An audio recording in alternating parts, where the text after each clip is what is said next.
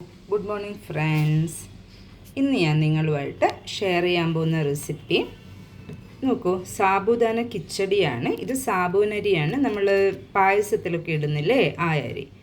ഇത് വളരെ എളുപ്പത്തിൽ തയ്യാറാക്കാം, വളരെ ഹെൽത്തിയാണ്. കുട്ടിക്ക് ടിഫിനിലൊക്കെ നമുക്ക് ഉപയോഗിക്കാം. നമുക്ക് സാബുദാന ഉപ്മാവ് അത് ആ ഒരു ഉപ്മാവിൻ്റെ പരുവത്തിലുള്ള ഒരു റെസിപ്പിയാണ്.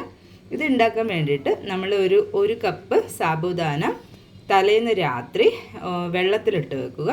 അതിന് കുറച്ച് നെകക്ക വെള്ളം ഒഴിച്ച് ഒരു ശകലം മാത്രം മേലെ വരെ വെള്ളം ഒഴിച്ച് നമ്മൾ രാത്രി നന്നായിട്ട് 2-3 പ്രാവശ്യം കഴുകണം. എന്നിട്ട് അതിൽ വെള്ളം ഒഴിച്ച് അതിന് നെകക്കനക്കണി കുറച്ച് മേലെ ആ ഒരു അളവിൽ വെള്ളം ഒഴിച്ചിട്ട് നന്നായിട്ട് അടച്ചു വെക്കുക.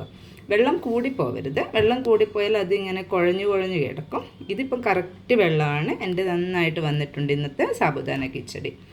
അപ്പം നമ്മളത് തലേന്ന് കുതിർത്ത് വെച്ചു. പിറ്റേന്ന് രാവിലെ ഇത് ഞാനിപ്പം ഒരു അയൺ കടായിയാണ് എടുത്തിരിക്കുന്നത്. നോൺ സ്റ്റിക്ക് വേണമെങ്കിൽ ഉപയോഗിക്കാം.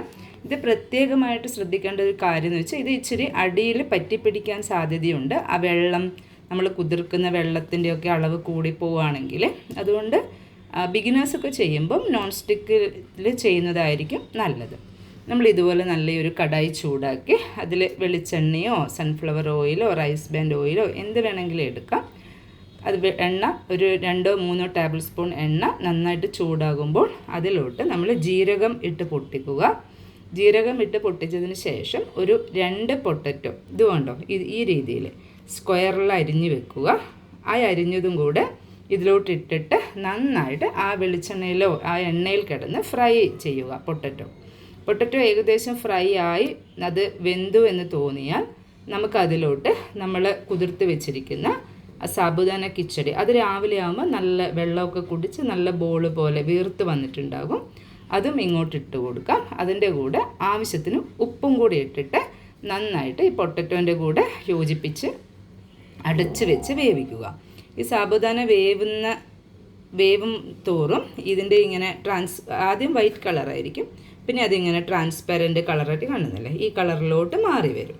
അപ്പം നമ്മൾ അത് നന്നായിട്ട് ഇളക്കി അങ്ങോട്ടും ഇങ്ങോട്ടും ഇളക്കി ഇളം തീയിലിട്ട് വേവിച്ച് എല്ലാം വെന്തു ഈ ട്രാൻസ്പെറൻറ്റ് കളറിലോട്ട് മാറുമ്പോൾ നമുക്ക് നന്നായിട്ട് കടല, 1 കപ്പ് കടല തന്നെ എടുത്തു. കടല കൂടുതലാണെങ്കിൽ നല്ല ടേസ്റ്റാണ്.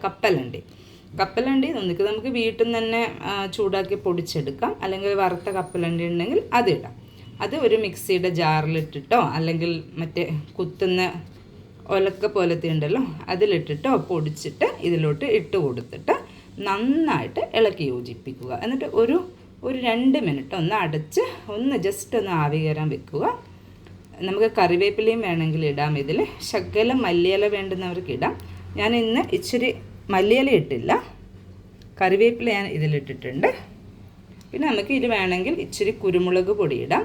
പിന്നെ ഞാനൊരു കാര്യം പറയാൻ വിട്ട്, നമുക്കിതിൽ വേണമെങ്കിൽ 2 പച്ചമുളകും ആ ഉരുളക്കിഴങ്ങ് ഫ്രൈ ചെയ്യുന്നതിൻ്റെ കൂടെ ഇട്ടിട്ട് ചെയ്യാം.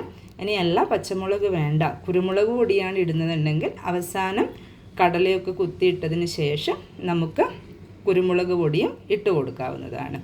ഇത് വളരെ ഹെൽത്തി ആയിട്ടുള്ള ഒരു റെസിപ്പിയാണ്. കുട്ടികൾക്കൊക്കെ ടിഫിനിൽ കൊണ്ടുപോകാൻ നല്ല ഇഷ്ടമാണ്. പിന്നെ ഇവിടെ മഹാരാഷ്ട്രയിലൊക്കെ ഈ ഫാസ്റ്റിംഗ് ചെയ്യുമ്പോൾ ആൾക്കാർ അരി ഭക്ഷണമൊക്കെ ഒഴിവാക്കുമല്ലോ. അപ്പോൾ ഈ സാബുദാന കിച്ചടി ഉണ്ടാക്കിയിട്ടാണ് അവർ കഴിക്കുന്നത്. നല്ല ഹെൽത്തിയാണ്. എല്ലാവരും ട്രൈ ചെയ്യണം, കുട്ടിക്കും കൊടുക്കണം, നിങ്ങളും കഴിക്കുക.